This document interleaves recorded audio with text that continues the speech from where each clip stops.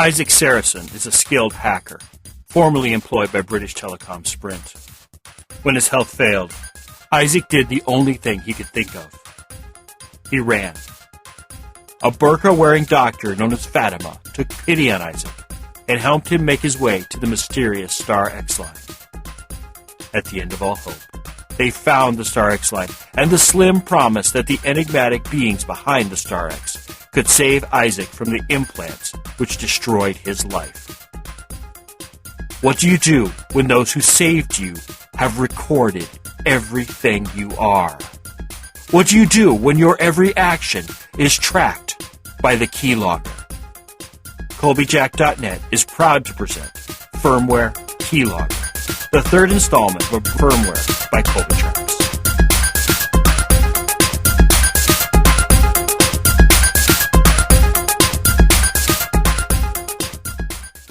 Episode 41 01-10-00 Samuel.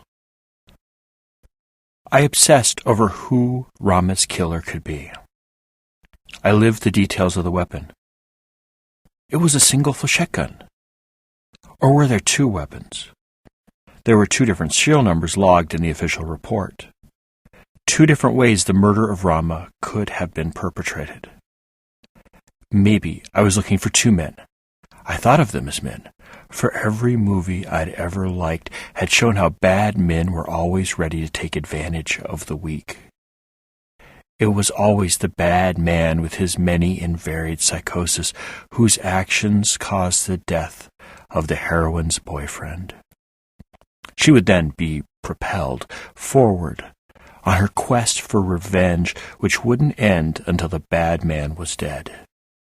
So naturally, it had to be a man who killed Rama. There were these two men with two different flechette weapons, both modified to use a different fake ID number. That made sense. But if that were the case, why wouldn't they have changed the numbers to ones which already existed? While a fake number works, why not use an obviously innocent registered one if you could? It wouldn't be hard for a dedicated individual to locate a weapon in a secure location. A weapon secured in a police evidence locker, or maybe in a city or prefecture armory, would be a perfect choice. The assassin would then change his weapon to it, and every time a body was found with the weapon's serial number, it would show up as registered and in a secure location. That would surely send the investigators off on a wild goose chase. But it would have its limits as well. The misdirection could only be guaranteed to work once, though from what I was learning of city police procedure, I wouldn't bet against it working multiple times. If the police were paying attention, a big if. The next time the rogue weapon serial number showed up, the investigators would simply ignore the weapon locked in storage and conduct their research the old-fashioned way with shoe leather and interviews. If they conducted the investigation at all. Don't get me wrong, the homicide detectives gave each investigation its due attention. They gave it their full attention, right up to the moment that another homicide occurred, which the media deemed worthy of investigation. Then, one police plaza would be breathing down their necks until either the new homicide was solved, or the media moved on to a more photogenic victim. In the meantime, all the homicides left in queue would be moved down in priority until one day they were but another box in one of 1,000 cold case warehouses in the bowels of the city. I pulled myself out of my examination of systematic police neglect. It wasn't my job to fix that.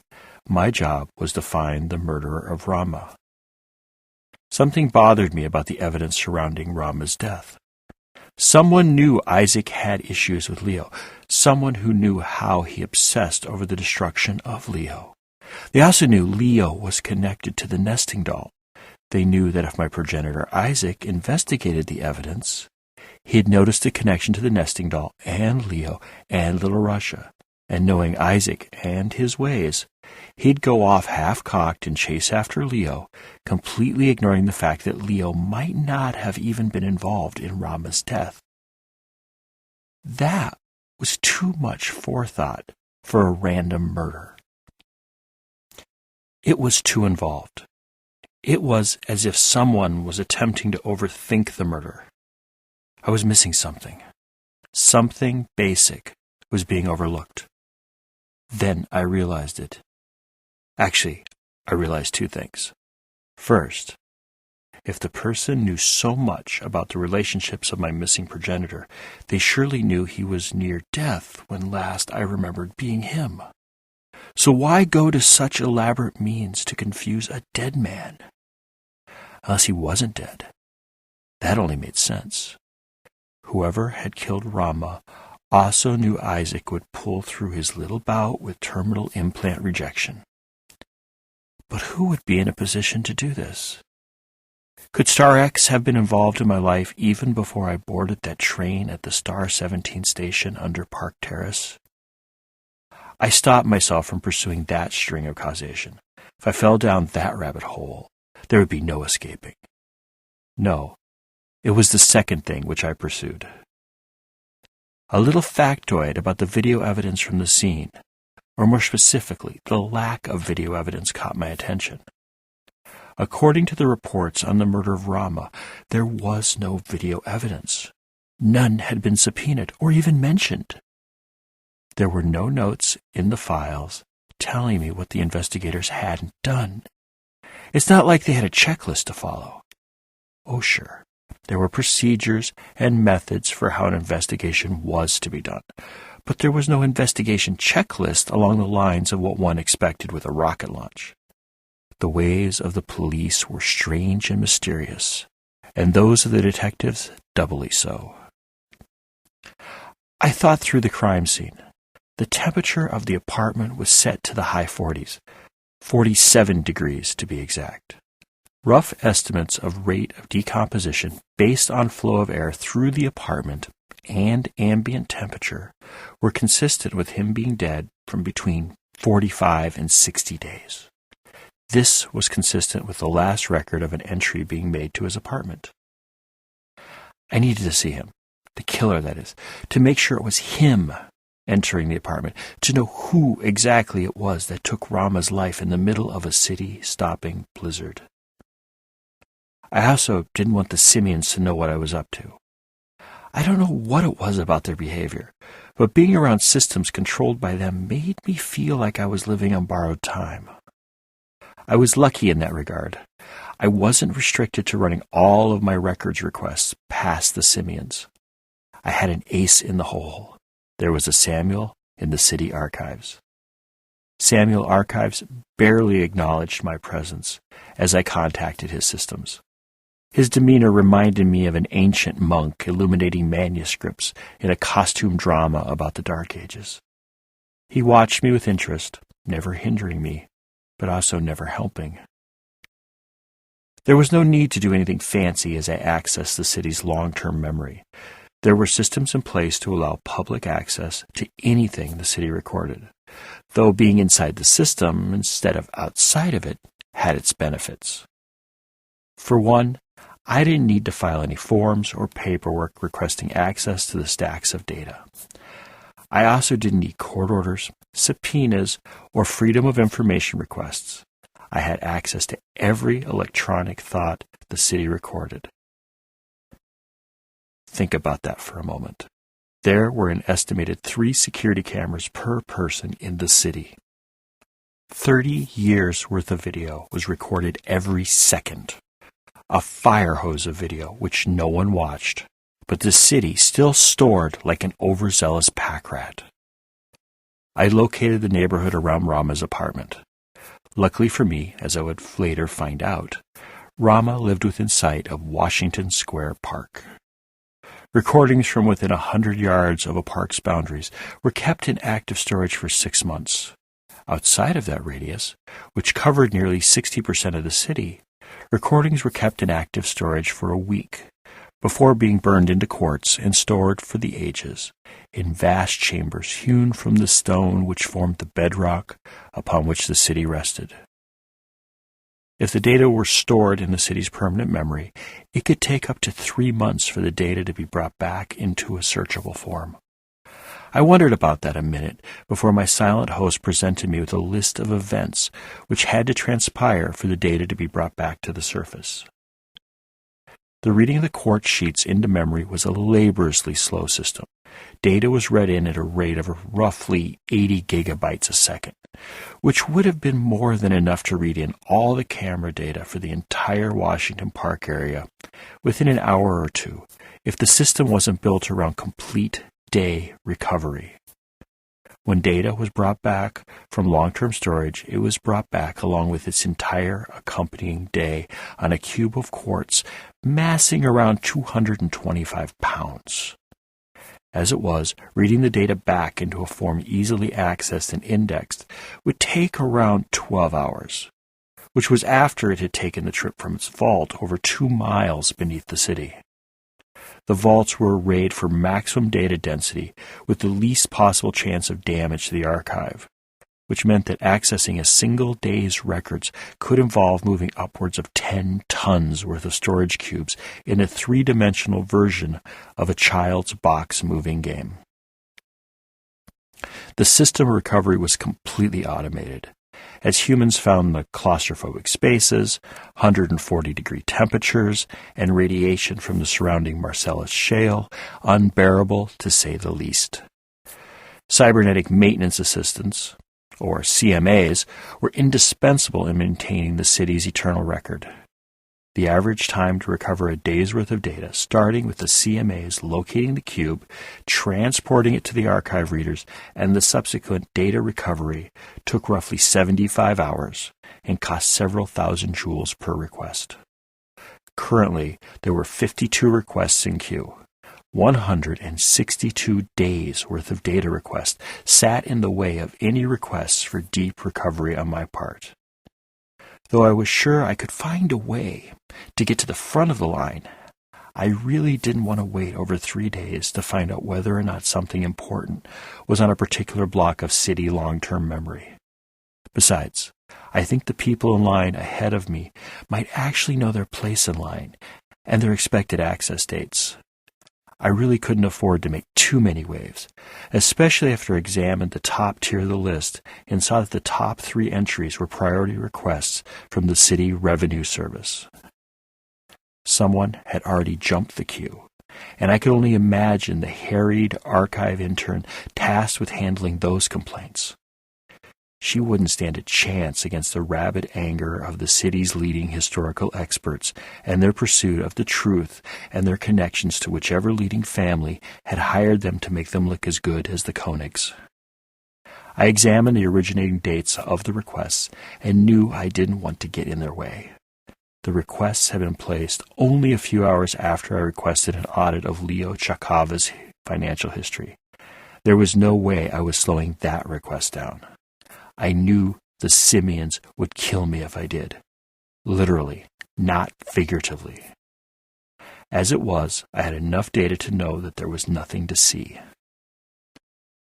The day leading up to Rama's death had been the day of a city-stopping blizzard. The day Isaac disappeared into the Star X line. The last day of life with a body I remembered. Naturally, the majority of the cameras around the park had become snow-covered, with their lines of sight obscured by mounds of fresh snow. One would think that the city planned for their cameras becoming snow-covered, and believe me, they do. But there is little a camera heater can do to remove a drift of snow beyond the range of their heaters. Like the 6-inch ridges of snow which graced every horizontal surface, or the dangerously long icicles descending from the sides of nearly every building edge, branch, and power line. I was only able to find one camera, which I had access to the records of, with both a view of Rama's building's front door and wasn't blocked by a snowy obstruction. Unfortunately, the view of the recordings was between 2 buildings, over an underground parking garage, and obscured by the branches of one of the borough's ubiquitous London plane trees. The tree's branches were mostly denuded of foliage, but there persisted a handful of dried brown leaves which resisted the whipping wind's efforts to dislodge them from their position between my camera and the door proper. To add to the ridiculous feeling of almost getting what I needed, but not quite, Puffs of hot air would waft from the entrance to the underground garage, shifting the leaves so I could see the door for a few fleeting moments while the thermal disturbance of the air unfocused the area around the door. It was possible for me to see blobs of red, green, and brown coming and going from Rama's front door on the recordings every few minutes. But nothing more. A moment after they exited the door, the blobs would move behind a building, and I would lose sight of my target. This was no way to run an investigation. What are the keep rules for transit stations? I asked Samuel Archives. Transit, parks, and police videos are all kept for 6 months before leaving the active recall system. Samuel Archives whispered to me in a voice which reminded me of wind and dry grass. How did he do that? How did he project feeling into a world without any? Was I doing it, and not even aware of it? I had to get back on task. I could follow up this glitch at a later point, if it continued to be an issue. How far is it from Rama's apartment to the nearest train station? I asked. I could have found the information by glancing at a map, but it felt good to be in rapport with another person, even if it were a distant twin of me. The nearest train station is at Waverly and 6th, the strangely named West 4th Street station. It is situated 0.2 of a mile from Rama's apartment building. The entire route is under 6-month storage rules. Samuel Archives' voice crackled through me like the sound of rats' feet over broken glass. How did you do that? I asked. The vocal effects were getting on my nerves. It is simple, Samuel Archives answered. The keep rules encompass every camera within 100 yards of both the park and the West 4th Street station, not just the cameras with a direct line of sight to the park. A simple mapping of the boundaries of both regions yields a boundary which lacks but 25 yards of overlap in camera coverage. I swore his voice made me feel like I was in a dry cellar. No, not that, I interrupted. The voice thing. How do you do the voice thing?